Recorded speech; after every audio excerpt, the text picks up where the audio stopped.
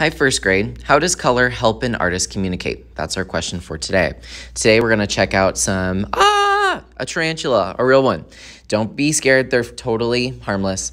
We're also going to be studying color. We're going to be thinking about how color affects our mood, how we feel. So you can think about this as you're creating your next design. Let's take a look at this piece of work by Pablo Picasso. Take a close look at it. How does it make you feel? Raise your hand and tell me the mood of the painting. We're going to take some notes today, and you guys have a choice if you want to do your spider web with Sharpie or you want to do it with oil pastel. Either is fine. Oil pastel is a little bit more messy, and then next time we're going to paint it. And then we're also going to take a little trip today and go see a tarantula. So first grade, we are going to head to Miss Jones' room. She's in the second grade hallway, and this is her classroom. We're going to see her pet tarantula. So you guys will walk this way. There's no green arrows in her room. And then you're going to see Mr. Tickles over here. Now he might be hiding, or he might be out like he is now. Do you think you should touch the glass? No. If you don't want to see Mr. Tickle, rather just wait outside, that's fine. I'm not going to make you. But it's really interesting to see how hairy he is. Those hairs on his body really hurt. They're meant to protect the tarantula. And then when you're done looking, you're going to follow, turn left, then turn right. And then you're going to wait patiently in the second grade hallway. Now remember, these are going to be your future teachers, so please be extra super silent and see the awesome first graders that are about to be second graders. All right, so before we go see Mr. Tickles, we have to make sure that everyone has their painting for next time. We're going to be making a little spider web and then painting it, and then you guys get to make your own tarantula out of a pom-pom and some pipe cleaners, which will be really fun. We'll talk all about it. But first, I want you to take your paper and make sure it is nice and tall. We don't want it wide this time. You're going to write your name on the bottom left-hand corner. I'm gonna write my name, which is Mr. Boatfield, right? Is your name Mr. Boatfield? No, so you should write your name. And then at the very right, let's go ahead and write our class code with your pencil. Also, let's take a moment to sharpen it now if you haven't already. I'll write your class code on the board if you need help. Okay, so there's some things I want you to take notes of. We don't write notes very often in art, but there's some things you're going to need to know for this project. Okay, at the very top, I want you to draw 2 pizzas, except don't put anything on them just yet. 2 big circles. These are gonna represent pizzas. Give me a thumbs up when you have 2 circles. Okay, so one of these is going to be our whole pizza. We're going to write whole, W-H-O-L-E. Now, I'm not talking about a hole in the ground. We're talking about a whole pizza. I ate the whole pizza. Go ahead and give me a thumbs up. And then over here, we're just going to have part of a pizza, P-A-R-T. So go ahead and write that underneath. Give me a thumbs up once you're ready. All right, so let's go ahead and kind of decorate our pizza. Decorate the whole pizza with some pepperonis, maybe some cheese. You don't have to color this. But then over here, since you only have one part of the pizza, I just want you to do a little slice, a little triangle, because you only have one part. If I was gonna eat the whole pizza, I would be very full. So most people would just have a part of a pizza. Give me a thumbs up once you have your whole pizza and your part of your pizza. Okay, so now you know the difference between whole and part. So in fractions, we're talking about how much you have.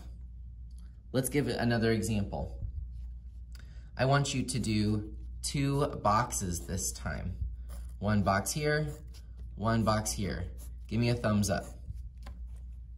All right, so now let's say I have a box and I wanna give 1/2 of whatever's in the box to my friend. I'm gonna draw a line in half.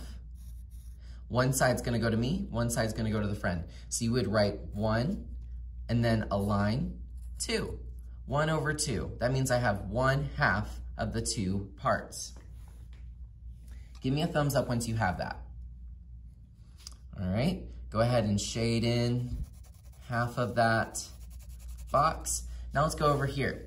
Let's say I have 4 friends and I want 1 piece of this box, and the 3 other friends can have their pieces. So I'm gonna do a line across, a line down, and then I'm gonna shade in 1 box, 1 little part of that box, I should say. And this is gonna be 1/4. What do you think? 4, because I have 4 different parts and I took 1. So 1 over 4. Give me a thumbs up once you have that. All right, now we are going to practice some things that you'll need to know for this. Oftentimes, a spider web goes outward, right? We're gonna be using the spiral. You need to know how to spell the word spiral. So go ahead and draw a spiral. That's a circle that goes kind of in infinity. And then we're gonna spell it S-P-I-R-A-L. Give me a thumbs up once you have that. Okay. Now we're gonna draw ourselves a tarantula. So a tarantula has a big old body. This is called their abdomen. It's that big circle part. Then they have the thorax. That's their part that holds onto the legs. So it's a little bit smaller. And then the smallest part is their little tiny head. Now, how many legs does a tarantula have? They have 8 legs, called an arachnid. All spiders have 8 legs. Ew. Okay, go ahead and draw a tarantula, including the big abdomen, the thorax, and the head. You can put little claws on it if you want, and then give me a thumbs up. All right, last word we need to spell. It's gonna be tarantula. This one's a long one. T-A-R-A-N-T-U-L-A.